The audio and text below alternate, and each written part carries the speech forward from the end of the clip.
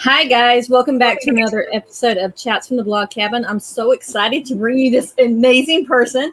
Her farm is the only farm that I would travel an hour and a half out of my way during a pandemic to go visit. So introduce yourself and tell us what you do. Oh my word, that's an introduction. My name is Saira Meneses. I am the co-owner of Purpose Driven Family Farms in Parkton, North Carolina. We are really a two-man operation, my husband and I, and technically my kids will count in, but they help limited amounts, but they still, they coordinate into all our operations here. We raise livestock. I raise pigs, chickens for eggs, chickens for meat, turkey for meat, for like ground, and then Thanksgiving turkeys. I have sheep, I have goats, I have cows because I think they're extremely funny. Oh my word, am I missing anything else? No, I think that's it. And soon to have tilapia. Oh, wow. So how did you get into the farming thing? Because you guys weren't farmers to begin with, right? No, not at all. My husband was AJ. He was active duty for 24 years. Right before he hit 20 years, I asked him, like, okay, love, what do you want to do when you grow up? And he's like, oh, I'm thinking farming. Like, what? Farming? We don't have backgrounds. I think I have the most background, and that's because I was born and raised in Honduras, but he was born and raised in LA. So you look at him and say, what the heck are you thinking? Exactly. So I told him, I was like, let's sit on it for just a little bit to see if you changed your mind. Because, the Army was his whole life, basically. So stepping out of it is a whole new different thing. And things change all the time.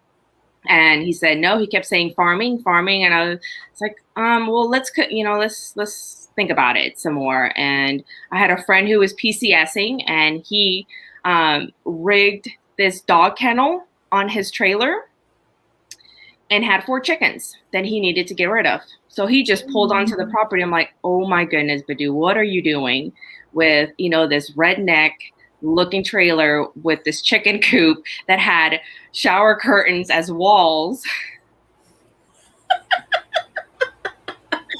and 4 chickens. And that's how that originally started. It was all a hobby. Then AJ decided that he was going to bring piglets home and some sheep. He said, oh, babe, it's going to clear the property. You won't have to worry about, mowing. And because he was still active duty. So his job required him to travel all the time. So it was just, me by myself at the house with the kids. So I told him, like, this is going to be just a me thing until you get done playing, Army. Yeah, he brought those piglets home, and I'm like, what the heck are you doing? What am I going to do with this? Because I had zero knowledge. I went to school for business.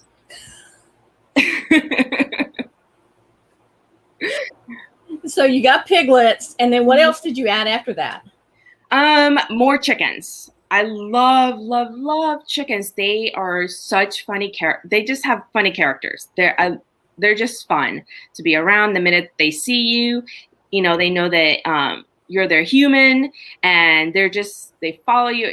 I love it. So I added more chickens because we back up to the woods. We've had predators, so we lost some of our chickens, and the kids and I were just devastated. And I'm like, I can't believe it. The kids had named them. This is when like kids were into Star Wars. So everything was Kylo Ren, Darth Vader, Chewbacca, and Princess Leia. That was our chickens. But and then now we are at about 75 pigs on property. Wow. I have about almost 300 layers, about 150 chickens that I'm raising right now to have chicken meat. I have about 20 turkeys that I'm raising for ground turkey. I have 9 goats that we will be harvesting hopefully in the next month or so that we can have goat meat. Yeah. And then one more cow, Connie is her name, and we are moving her around the property and just letting her eat all the grass that she can so that we can have grass-fed beef again. Wow. I mean, honestly, that's a big jump from being in the Army and business major to farming. Did you ever think that you were never going to make it, that you were going to grow as big as you've grown? Never. I never did.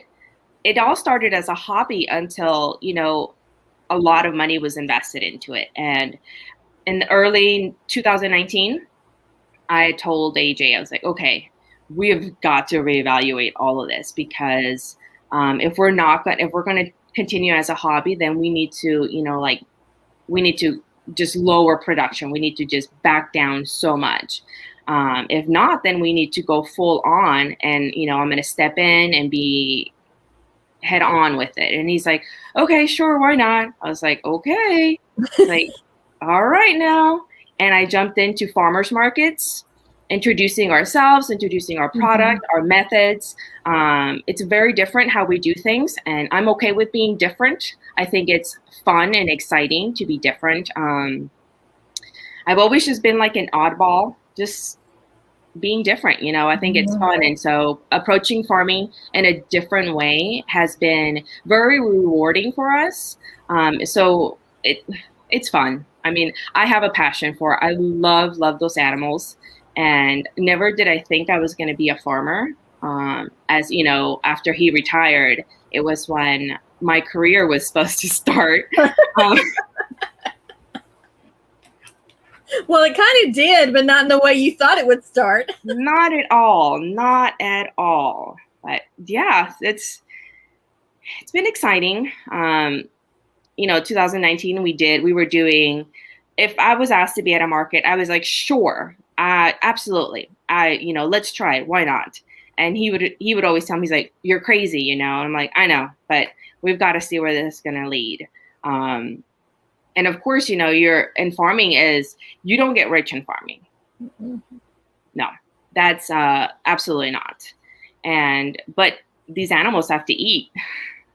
Yeah. They require food every day, whether or not you're making it. And it's from Raleigh to Fayetteville to Hope Mills.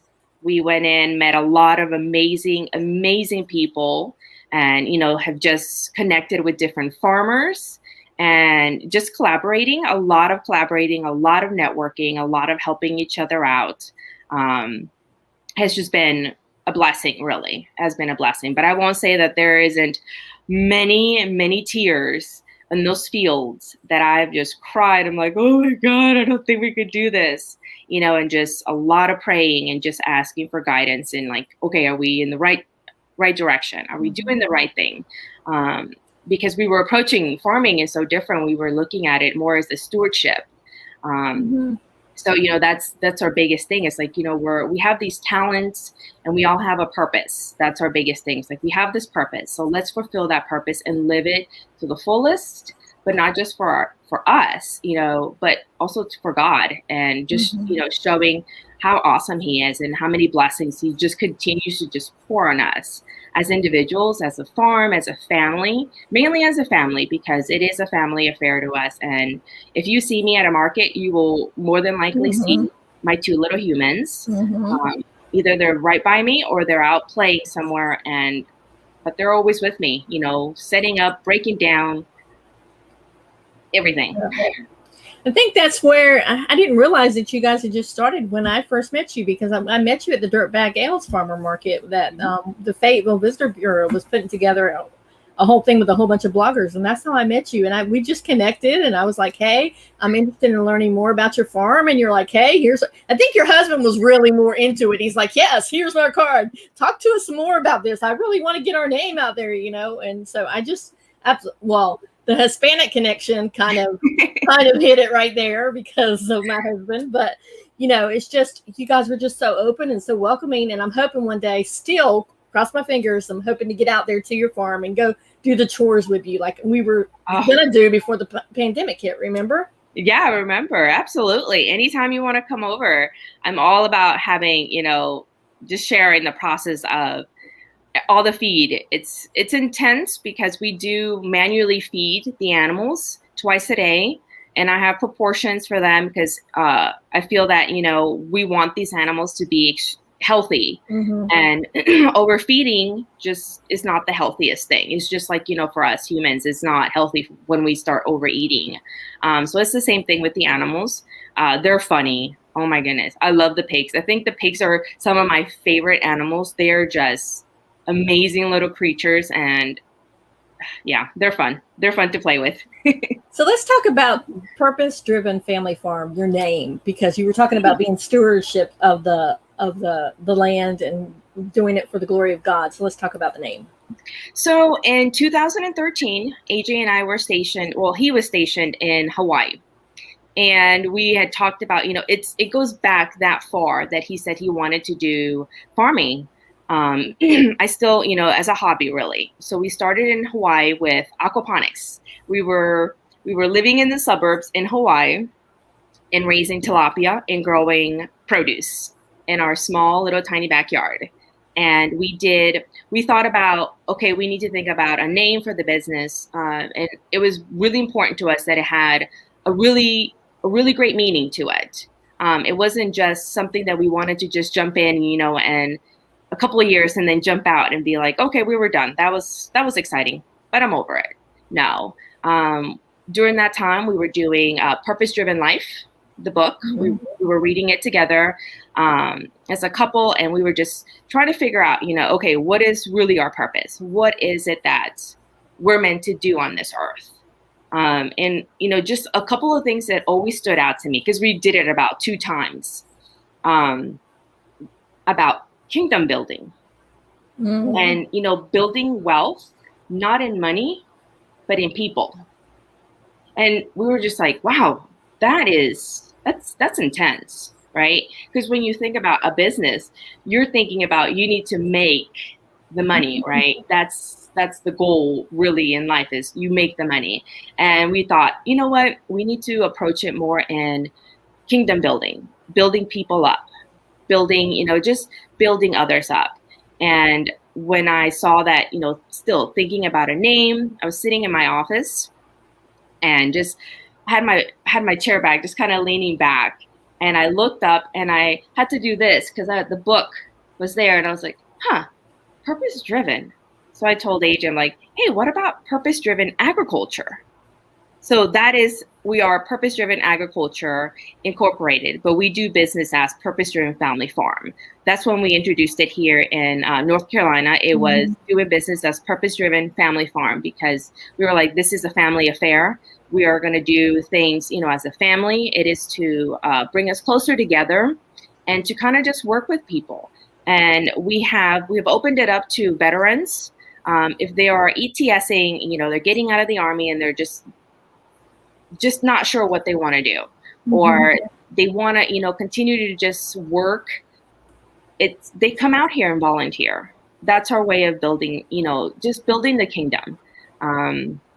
Those guys a lot of them are just, AJ's buddies from back when. And there's been several guys from our church that they're like, hey, you know what? I need to get busy doing something. And we're like, okay, hey, sure. Free labor. Absolutely. Free labor. I love that. Now, I've noticed a lot of veterans go into farming afterward they get out. Why is that? Why do you think that's becoming more common? It's all about working with their hands. it's almost like a therapy for them. I know that's one of the biggest reason I was kind of like, okay, let's do this, because AJ found a passion and found it to just be relaxing with everything that he had gone through in the military, with all the things that he had almost accumulated, basically, and being sick, and then because he was medically boarded out after 24 years, so it was his therapy. It was his, downtime, and he enjoyed it. He was creating life by, nurturing plants, by taking care of animals. And then I was like, okay, so we need to incorporate all of that and look at it, let's take care of the land, because the land has been stripped of so much. So let's care for the land in a natural way. And these guys, it's always been a go, go, go, go for them. They're always downrange. They're always, just busy. And farming does that. And I tell you, sometimes when I'm stressed out, just going to go with the pigs, it's just takes you in a different perspective. It makes you look at a different perspective in life. And that's the same thing with those guys. I really, just giving life. Yeah, I love that. Now let's talk about what happens when a farmer is sick, because farmers don't get sick days. So let's talk about that, because I know that's a lot of people are like, what? How do they handle sick days? Because the animals still need to be fed, right? There's no sick days. I have been sick before, and I'm still outside. It's been winter, and I've had a cold. Just wrap myself up, cover myself up, jacket, as it is during wintertime. I don't like the cold very much. So I look like the kid from the Christmas Story. His mama just wrapped him all up. Yep, that's me. And usually all you see is my eyes. So the animals, until they hear my voice, they get startled.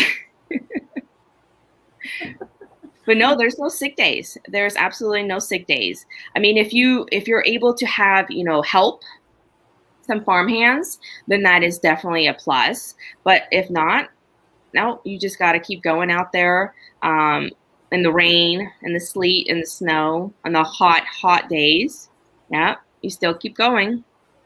Now, you mentioned you have a business degree. I bet that business degree is coming in handy right now with farming, correct? It is. And when we started with the farm, I struggled because I didn't know what I was supposed to do. I was like, Lord, what in the world?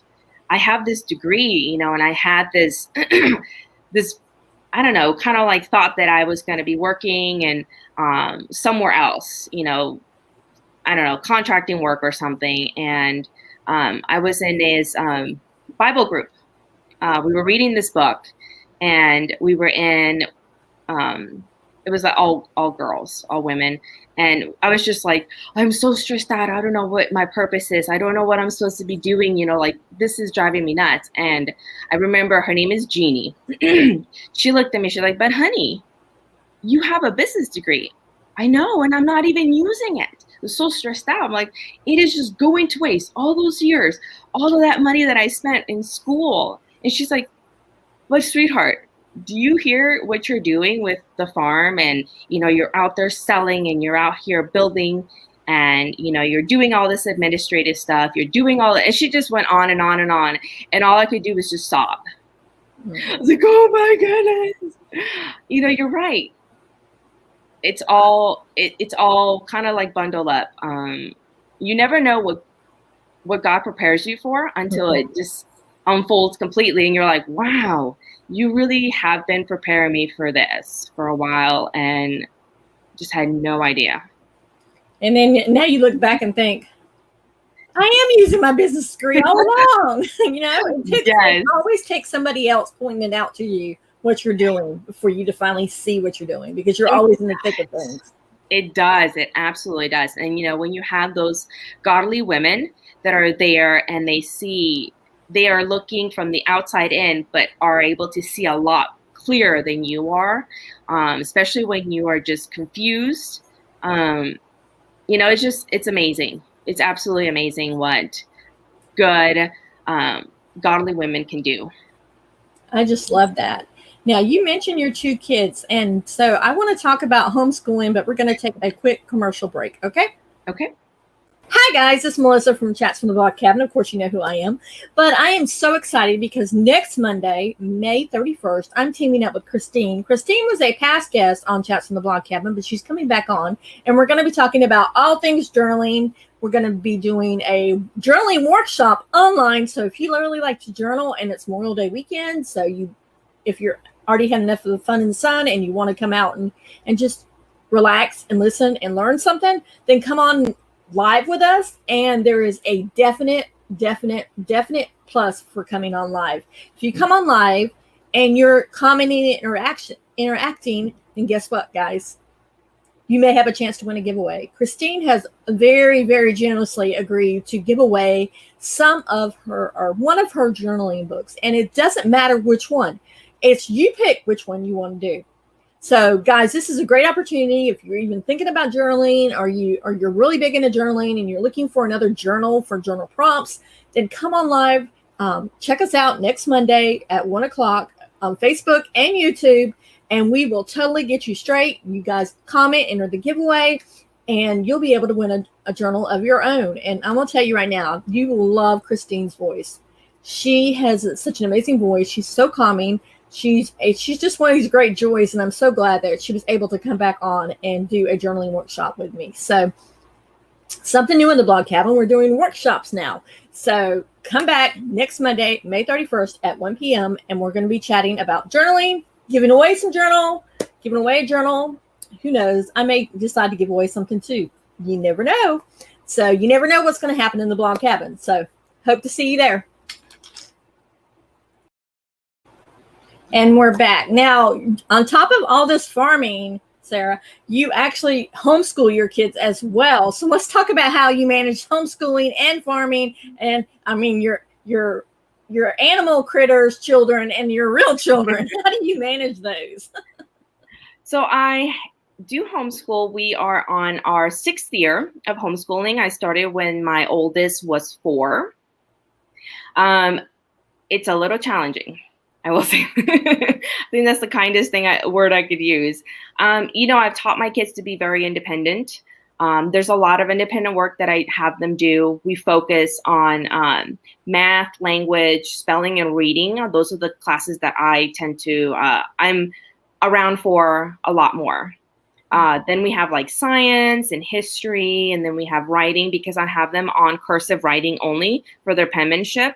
I think it's super important, for them to be able to read a document that's written handwriting and not just, regular writing. So they do a lot of those classes on their own. They will listen to it, and they will do projects on it. And then, if they have questions, they let me know. If I'm outside, my daughter will FaceTime me. Oh, and wow. If I'm in the middle of the pigs, I'm like, okay, what is it? What's going on? Oh, I don't understand this. I'm like, okay, so this is what your project said. Let's look at it, blah, blah, blah, just really quick. And she's like, okay. And I come inside. I have about 3 hours blocked off during the day specifically for them. And that is, I'm like, okay, this is all I do. I teach, then they do the worksheets. And then between that, I answer emails, messages. I have customers who will pick up at the farm during that time as well. And, a house, because I still have to do laundry. I'm always like, man, when are they going to invent reuse, not just throwing away clothes? Put it on, you get it dirty. Okay, it goes in the trash. I'm like, because the clothes, all the laundry, I'm like, oh my word, why do you guys have to wear so much clothes? So what are the ages of your kids now? Rebecca is 10. She's going to be 11 in September. My son, my youngest, he is 8. He will be 9 in July. So they're able now to kind of help with some of the chores as well, yes. Some of the inside chores and the outside chores. My daughter, they both have responsibilities. She's responsible for all the eggs, for the duck and the chicken eggs, cleaning up outside, making sure that they have water, the food is going in the right place, that everything is clean out there. On the inside, they're responsible. She washes her own laundry. She washes her brother's laundry. The only thing that, the hanging of the clothes, but she'll fold most of their clothes as well. She helps out with that. She sweeps and vacuums for me. Sometimes I come in and she has breakfast already on the table and my coffee made. Wow. And I'm like, wow, okay. If she cooks herself breakfast, she makes sure that her brother has eggs or, toast or whatnot, whatever he's wanting. So, she's like a little mini version of me, which is kind of scary. But at the same time, it's really amazing that she's able to just care. If she's eating, then her brother's eating. And at times, she makes sure that I eat. She'll text me, Mama, do you want me to make you breakfast? Do you want me to have coffee ready for you? Do you want me to make you a smoothie? So when I come inside, it's already ready and we can get started with school. Oh, wow. You are raising quite a considerate young lady, and I'm sure a young man as well. They are. They're sweet. They're sweet, even though my son is exactly like his father. And sometimes, I'm like, oh, man, if I would have had you first, I probably wouldn't have any more children. You would be an only child. I think that's what a lot of people say about their youngest, because that's how I said about mine, too. If I had my youngest daughter first, I probably wouldn't have had any more. Not to say she wasn't challenging, but it's just that she's her own little different, total different. Like, she's a very creative, free thinker, and she knows what she likes and she knows what she thinks, and you can't change her mind about anything. So, yes, that is my son. But he loves farming, and that's the other thing. It's what he wants to, he loves to be out there planting. So we're kind of molding that and making sure that it is what they want to do. But I always tell them, I want to leave you more than just a good savings account or, a 401k. I want to leave you a legacy of there's more to, to life than just the money part. Taking care of, of the farm, knowing where your food comes from, caring for those animals, just showing them love and respect is a different view to world. Now, did you ever have, because your farm it's not one of these bigger farms where there's a whole bunch, but you get to know the animals one-on-one. Do you ever have to have that conversation with your kids? Or I'm sure you probably had it one time where, these are not pets. These are animals that we're raising for food. Do you ever have that conversation with them? Yes. Early on, my daughter had named 2 piglets we got Cookies and Sprinkles. When we had them harvested, if we had meat, she's like, Mama, is this cookies or sprinkles? And she just kind of had that look, kind of like question. And I was like, it's food. We raised it. Mm-hmm. So now we get to harvest, we get to enjoy it. And she had a little bit of a hard time, but we've had long conversations about, the animals. We have some that are just strictly pets. All my breeders, they all have names. And they have an understanding that, you guys like meat, right? Yes. Mm-hmm. Okay. Isn't it great that we know where it's coming from? Like, yeah. I was like, okay.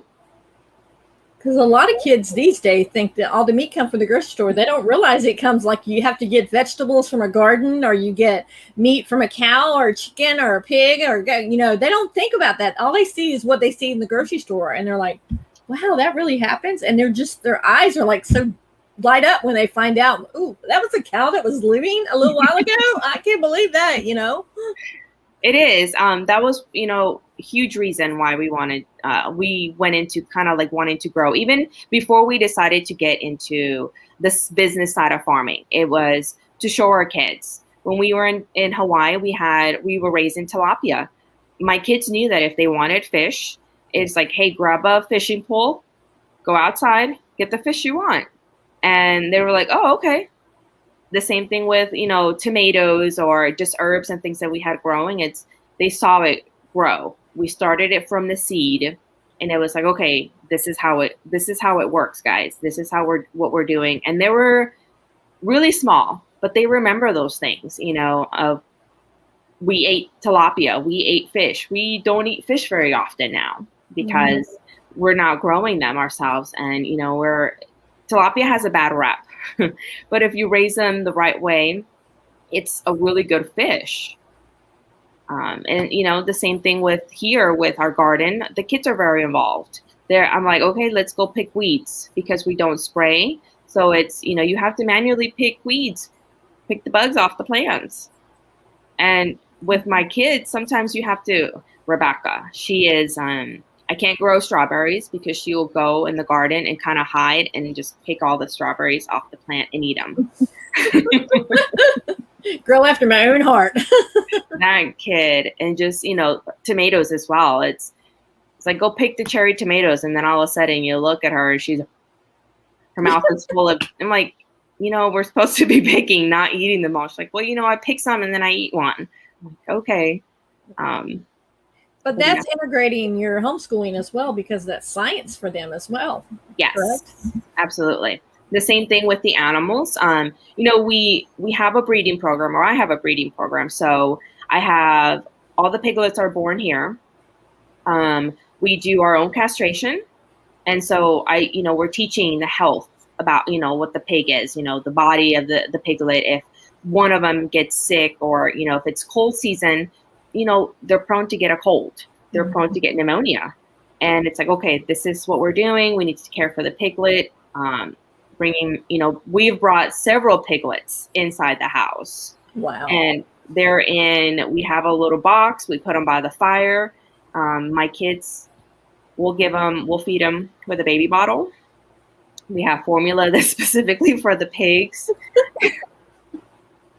I have pictures of AJ sleeping on the floor and the piglet right here. Oh man.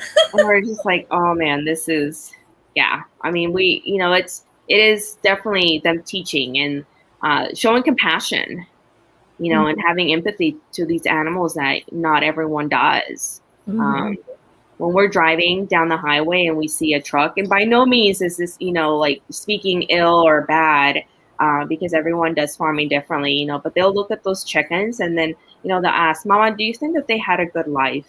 Do you think that they, they've enjoyed the outdoors and played out there? And I don't know, hon. I'm not sure. Because, I'm like, man, because they'll look at them and they, it's the same chicken, the same breed, but ours are velociraptors chasing us in the yard. It's a whole different view of them. Now, there's challenges with every farm, but what are the challenges for each individual? Like you just talked about the pigs being like they're very susceptible to pneumonia when they get a cold and things like that. What are the challenges for each one of the animals that you raise? So the pigs, yeah, they're susceptible to getting cold, especially during the winter. And of course, we tend to have lots of the girls, give birth, or they're giving birth and there's a huge rainstorm. You're like, fantastic. I'm so glad you decided to go into birth when there's, a huge hurricane coming through or something. That and worming, the worms, I naturally treat them for that. With chickens, the heat is not good for them. So you have to make sure that their water is, always clean water. I put a lot of ice in their water. We do a lot of just like apple cider vinegar in there. So just kind of like heat helps them stay nice and hydrated almost. I do, there is this, it's almost like Gatorade, but it's just, it's a powder to help them to stay hydrated during the summer, especially. We do that a lot. All the chickens, all the turkeys. The turkeys are the ones that we have the hardest time because they get stuck anywhere. I'm always like, how did you guys get stuck? How is it that you're hurt? They'll poke their head through just anything. You're like, wow. And then they frantic and they'll flap themselves to death. Another thing is just predators. Yeah. There's possums, there's raccoons, there's hawks. For the longest time, we had coyote problems. And they just come on property and snatch. I've watched them snatch ducks and chickens, and I'm like, oh, if I could just Wow. get a hold of you, I would kill you. Wow. But yeah, that's really the biggest thing is just the sun. The turkeys don't do well in the cold season unless they're big, but they're babies. They need to be indoors. Or if you have them outside, just really covered up with a heat lamp. But there's always, I tell everyone, we've just hired on to extra help for the farm this summer. And, one of the things like, okay, guys, there's one thing about livestock farming. There's always death. Like, there's always something, something's going to happen. And some of those chickens, you will see them all great. You might be playing with one. And tomorrow, you just might found it dead. Mm-hmm. Yeah. We have to be able to accept that. We have to understand that that's just part of life. Of course, we're going to be sad about it, but we have to move on past it. Yeah, it's a lot sometimes to, because you have to explain death and then understanding it and it just being part of what, part of the cycle of life. Yep. So why is it important that we buy from local farmers and support local farmers? Because, I'm a big advocate of support, obviously, because I drove an hour and a half and you're not local to me, but of supporting local farmers and not these big conglomerations.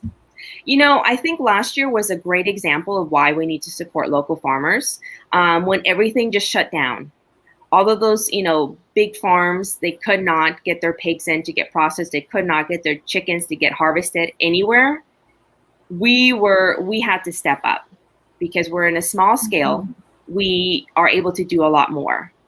And granted, our prices are a lot different than, if you buy from, the grocery stores, but that's because we are tiny compared to these, these big farms, and it's us. We don't have other people that's gonna, care for our animals. So it's like all the investment is all on us. Last year, like I said, it was the best example of why local farmers are just such an amazing part of, and why we should support every single one of them. And not just in us, but, just like all our friends that are farming. When everything was closing down, all these farmers just like, oh, hey, I have all of this. I'm going to open up the farm. You guys can come pick up. And no one went hungry. It's the grocery store might have been empty, but guess what? The farmer from down the street has a farm stand, and it just kept it going. And that's what's going to keep the economy going, is that local farm, because you invest in us, we just put it right back in. It's not like, it's being sent anywhere else or expanding. No, it's right here in that same little town that you're in, or in that, even just in the state itself. And then just fresh. Yes, yeah. Fresh. I cannot tell you how many times we will harvest chicken the day before the market, and we take it, and it's like, so it's not fully frozen. It's, I always tell people, it's like, it's not fully frozen. It's been maybe, in the freezer for maybe 6 hours or something, because we had just finished it. The freshness of it. There is nothing like fresh meat. Mm-hmm. Just nothing like it. I think that when we went, we got pork ribs, chorizo. And I think I even messaged you and said, my husband said it was the best tasting chorizo that he'd ever had. And he talked about how it reminded him of Mexico. And my middle daughter went to town on those ribs. She said they're some of the best ribs ever. And she doesn't normally like ribs, but she was like, ew. And she basically could eat a whole slab by herself. And she's just teeny tiny. So that's awesome. That's like the biggest thing that we find such joy in when people tell us. It reminds us of home. And it's just like, that's like the best thing that anyone could tell me, is it reminds you at home. It takes you back to a place where, things were in a way almost simple. Mm-hmm. And it just home is home. And that's what makes people happy, just being home. We have a Portuguese sausage. It's a Portuguese, but it's Hawaiian style sausage. And I've had so many Hawaiians. They come and they'll ask, how legit is that sausage? I'm like, well, I do get the seasoning. It gets shipped to me from Hawaii, and it's through NOH of Hawaii, and it gets mixed up with our meat. We use our meat, and sure enough, the next day, oh my word, it just took me back home. I thank you so much. It was, the aloha and the ohana, it just talks about just family. And I'm like, I love it. Absolutely love it that one thing can take you back and just, fill those memories back up. Now, you mentioned you get the seasonings from Hawaii. Do you process your own meat, or do you take it to a processor? So within the state of North Carolina, there are laws for it. For all big animals, we have to take them to either USDA or NCDA inspected facility. We are licensed to do poultry in-house. AJ has been licensed through the NCDA department, and so he does all the chicken, all the turkey, and the ducks. Anything else as far as like pigs, goats, sheep, or cows, if we do it ourselves, is for our own consumption. We need to have proper labeling for all our meats, and we are inspected a few times a year, where we actually have an inspector that will come on property and check our freezer, check our labels, make sure that we're doing everything the right way. And we have meat handler's license just to make sure that everything is trackable. And see, a lot of people don't realize that you have all these processes you have to go through to be a farmer. All them think, well, just be a farmer. I'm just going to go buy a couple of cows and I'm going to go butcher myself and sell the meat. But you can't do it, can you? Mm-hmm. No, you can't. There's a lot of laws. There's a lot of steps in order to to be able to resell that meat. I remember our first two piglets, Mirta and Rosita. I didn't eat pork. I hadn't eaten pork in about 12 to 13 years. And my body just did not respond well to it. I don't know why, but anything that I would buy from the store, or if I ate it in the restaurant, it was like my gallbladder was like, no, that's a negative. You can't eat this. And I raised those two piglets, and oh my word, it was so much work, especially when you don't know what you're doing. Mm-hmm. They were picky. They didn't just like any food. I went through like 5 different foods. Bags of feed. I'm like, okay, this feed. And they would just look at me like, no, I'm not going to eat this. And I was like, oh my word. I went through to every local store in the area. I'm like, what do you feed pigs? What do pigs like? They'll eat anything. I'm like, not these 2 piglets. They look at me like I'm crazy when I'm giving them food. But I raised those 2. And I was still really apprehensive to try the meat. And my grandmother was like, you raise these animals. You know what they consume. Mm-hmm. You know the whole process. You need to try it. I did. And I was able to consume it. So with that, we took them to go get them processed. And I had told the processor, I'm like, okay, this is for resale. Do you need to see our license? We were trying to get our meat handler's license, and we're like, okay, we need to get this vacuum sealed. I need all their information on there. And he said, okay, all right. And I'm like, okay, great, awesome, super excited, because I ended up having to be the one to drive those pigs to the processor as well, because of course AJ had some work meeting. And here I am driving on 301, like stressed out because I've never driven livestock. But they were processed, and then they were not vacuum sealed. They were wrapped up on butcher paper. Mm-hmm. I couldn't resell that. So that I had 400 pounds of pork. Wow. 400 pounds of pork that I was not able to resell because it was not properly labeled. It was not properly, sealed in bags or anything. And we had to learn the hard way that, okay, obviously we're not doing this again. And in order for you to get your meat handler's license, you do need to process, and you need to show them what you're doing, pretty much. They want to see the meat. It needs to be in a clear bag so that the meat is visible. And that's just to ensure that there's, nothing is bad on the meat or anything like that. But yeah, that was a very expensive lesson that I was not aware of. pretty much until, it happened. You were probably eating pork for the whole year. We gave away a lot. If there was a function at church, we're like, hi, I have meat. I will bring the meat. Consider the meat taken care of. And they were like, okay. I'm like, yeah, consider it handled. And then one of the storms came, one of those hurricanes, and we were hit pretty hard. So we lost a good chunk of meat during those storms because we lost power for about 7 days. So we weren't prepared for it. Again, part of the farming is, having a lot of things prepared. And yeah, we weren't. We didn't think that a storm would hit us as bad, and no generators. And, we're kind of at the mercy of the power company. Yeah. So let's talk about how you prep for a hurricane, because farmers got to prep for, especially in North Carolina and Eastern North Carolina, you have to prep for hurricanes because there's at least one or two a year. And sometimes they skirt by, but sometimes they come in and they just stay.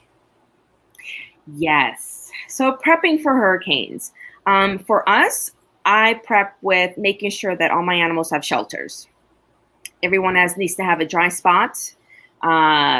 They get moved if I know that area floods and there's a possibility of flooding. I will move them, and they will all just kind of hunker down all together if I have to. Shelters, a lot of straw, just to make sure that they have a dry place to sleep. They'll eat just about anywhere, but their totes need to I always make sure that their totes are clean, even with their water. I don't want to drink dirty water. So I'm not going to have my animal drink dirty water. Sometimes I will fill their water up, and it's like they'll jump in the bowl. I'm like, guys, really? Like, what do you go for a swim? But we prep that way. Everyone has to have a proper shelter. Our barn needs to be prepped with extra straw and just like extra feed. I always like to have extra feed on hand in the event that we get stuck around here and we can't go anywhere. So that, and then we need to have extra fuel. Every single gas can needs to be full. Every single one of them. Both of the vehicles need to be full. We need to make sure that all trailers are in a higher ground in the event that we need to move anything, especially the livestock trailer. We like to have we have generators now. We did just add solar panels on the property last year. We are going to be adding the Generac generators to go along with it, and that's where we can just have them all the time, basically.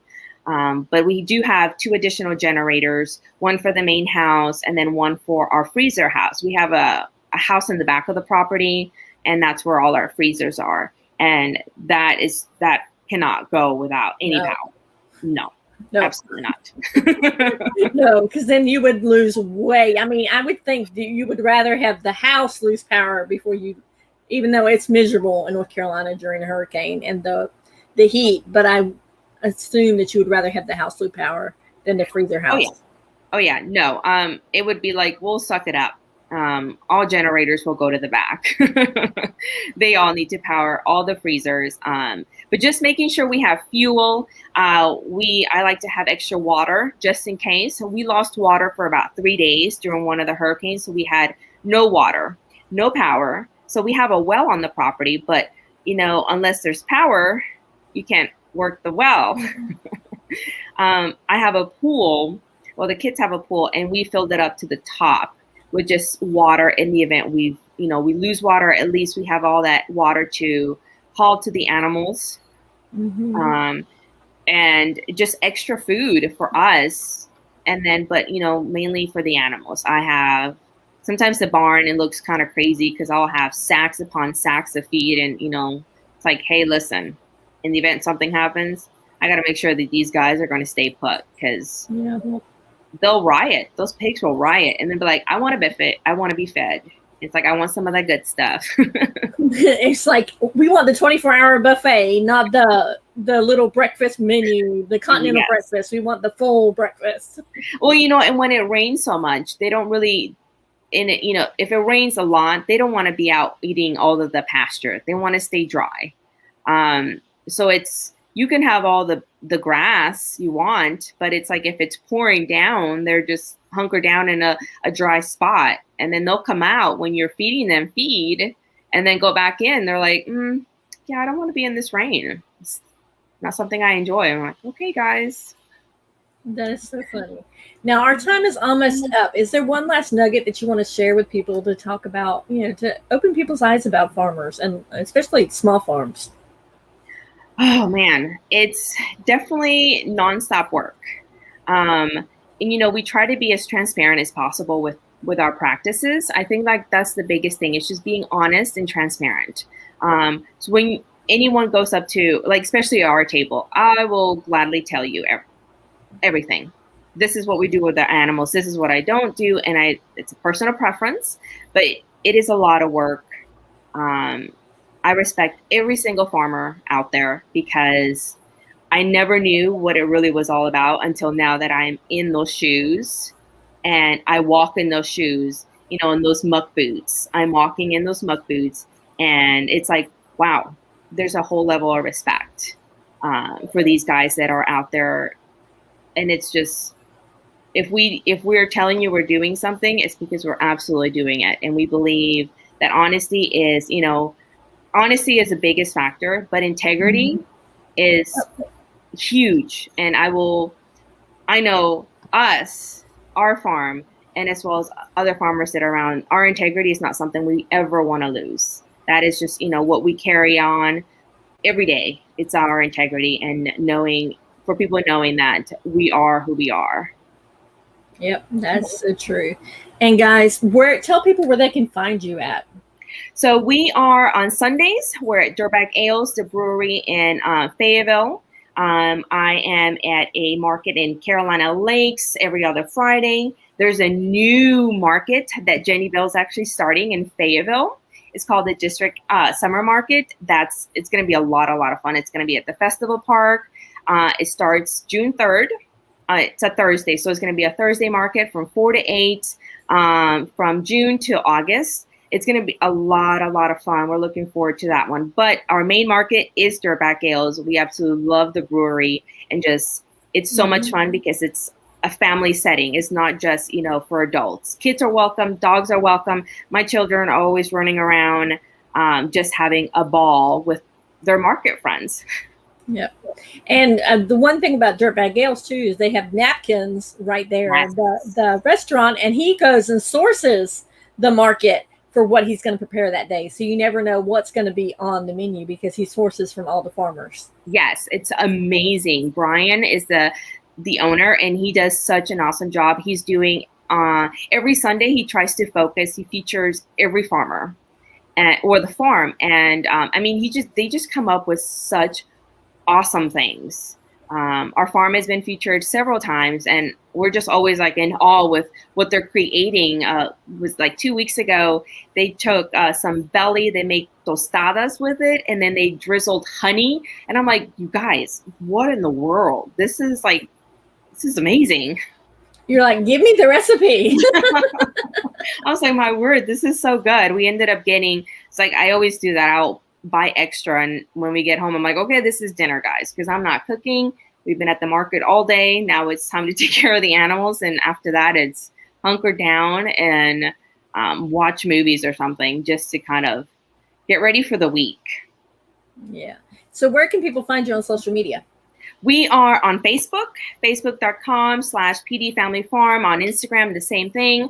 We also have a website, www.purposedrivenfamilyfarms. We do ordering online, pick up at the farm. I have it open between Tuesdays and Saturdays, and then order and pick up at the market as well. And then I'm always posting things in our Facebook and Instagram.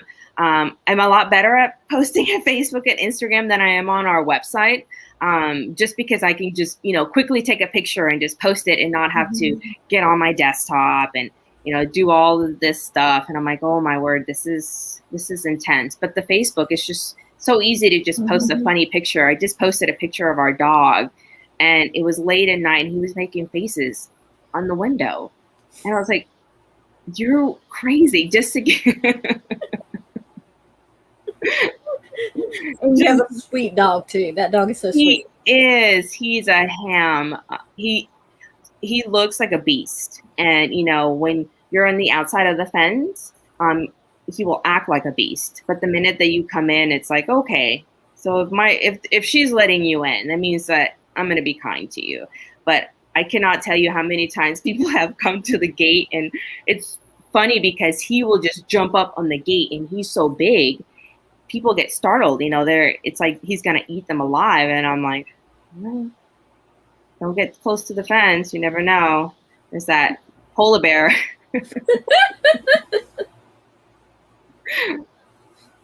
I want to thank you for coming on and for agreeing to chat. Finally, I was been like, I want you on. I'm coming for you. I'm coming for you. And you finally said yes, and you scheduled. I sent you the link, and you scheduled it. And I want to thank you for coming on and sharing about your farm, because I honestly say that the first time that I met your whole family at the farmers market, I just felt this connection with you, and I was like, you know what? I really need to support this farm.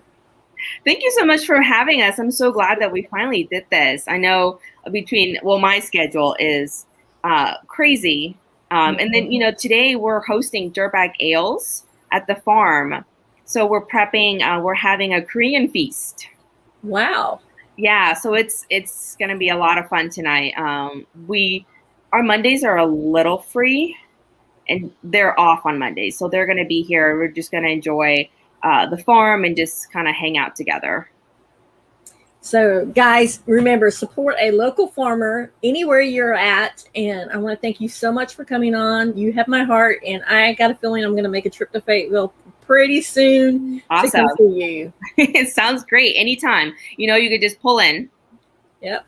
So guys, we will see you on the next chat from the Blog Cabin. Bye.